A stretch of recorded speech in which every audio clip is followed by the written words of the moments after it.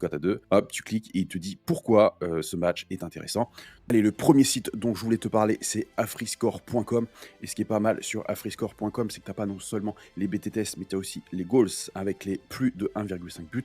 Tu as aussi le 1x2 qui est ici, donc les victoires, et tu as aussi les corners. Mais nous, ce qui va nous intéresser, c'est effectivement les BTTS ici. Et je rappelle que les liens de tous ces sites que je vais te montrer seront directement sur le School. Donc tu vois que la grande différence de ce site par rapport aux autres, c'est qu'il te met toutes les cotes qui sont ici. Donc c'est quand même intéressant d'avoir les cotes, de voir ce qui pourrait être intéressant à analyser ou non.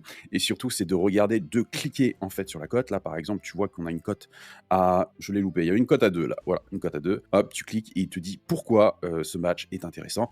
Donc si tu comprends pas la langue de Shakespeare, tu fais clic droit, traduire en français ici.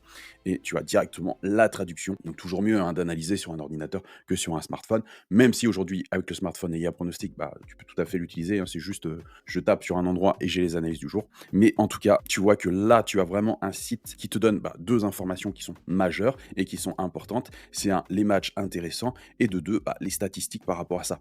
Là, on te dit clairement que lors des 7 des 10 derniers matchs à domicile, les deux équipes ont marqué. Si tu lis un peu toutes ces stats, tu vois quand même qu'il y a de grandes chances que les deux équipes marquent, même si c'est pas marqué dans le marbre. Faut pas partir billet en tête et se dire oui, c'est sûr, les deux équipes vont marquer. Non, tout peut arriver, ça reste du sport. Attention aussi à bien analyser après les matchs, parce que c'est pas parce que votre prédiction n'est pas passée que ce n'est pas une bonne prédiction. Je prends un exemple, si vous voyez que vous faites un BTTS IS, que ce n'est pas passé, regardez les stats, c'est-à-dire regardez les XG.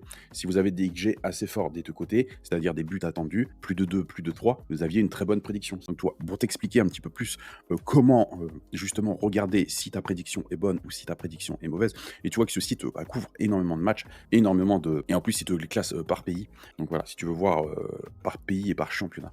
Donc voilà, vraiment très intéressant ce site. Et moi, ce que je te conseille de faire, c'est de prendre un minima quand il y a 3 prédictions qui se rejoignent. Et s'il y en a 4, comme ici, c'est quand même un plus non négligeable. C'est-à-dire que tu as quand même 4 statistiques fortes qui vont dans le sens de les deux équipes qui marquent. C'est pour ça que je voulais t'en parler d'AfriScore, qui est quand même plutôt un bon site par rapport à ça.